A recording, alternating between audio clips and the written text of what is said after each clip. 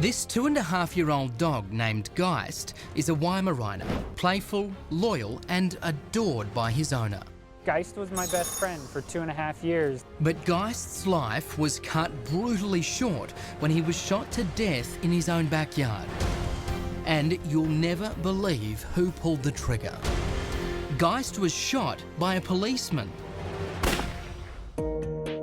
This was an unfortunate circumstance in which an officer was doing exactly what we in the public require of them, and an animal who is doing what by instinct believes appropriate.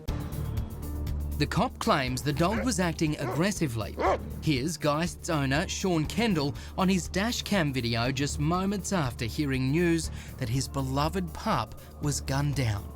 About 15 minutes ago, I got a phone call from Utah Animal Control, calling to tell me that an officer had shot and killed my dog. He was inside the backyard in a fenced off area. There's Utah Animal Control. Now I want to know who shot my dog and what the probable cause was to trespass on private property and kill my animal. Now, Sean, back at his house, confronts officers. I'm asking why you guys went on my property and why he felt the need to kill my dog. The cop who pulled the trigger, Officer Brett Olson, had already left the scene. He was threatened by the dog and he shot the dog. That's as simple as it gets. So I get to bury my dog because an officer couldn't back up and close the gate. Something's got to change. And I know it wasn't you. I'm sorry. I'm pissed. So how could a thing like this happen? Our Salt Lake City affiliate, KSTU, says it all started when a boy was reported missing. Officer Olson was dispatched to the neighbourhood. A civilian review board says Olson was in the backyard for less than a minute looking for the missing boy.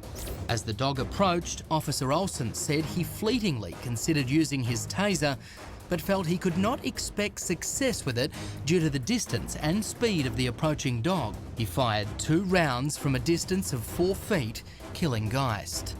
The search for the missing child was done very poorly, against their standing policies, and those actions resulted in the violation of my Fourth Amendment rights and led to the ultimate death of Geist. But a police internal affairs report cleared Officer Brett Olson for shooting and killing Geist. Sean wants him fired. When police investigate themselves, typically they find themselves not guilty. The case has drawn outrage from animal activists who say the officer never should have gone into the backyard. Within the community at large, there's a lot of people who have animals and have pets and are guardians of pets. They want to have the answers too. The Civilian Review Board report says Olson was never trained to deal with aggressive animal behaviour. We are committed to ensuring that as we move forward, we treat animals as they should be, and that is as a member of individuals' families. Police have offered Sean a $10,000 settlement for killing his dog, but Sean rejected it. He's now seeking $1.5 million for damages. And there needs to be accountability. If there's not accountability in this action, nobody is safe, from police officers just disregarding people's Fourth Amendment rights and then using excessive force.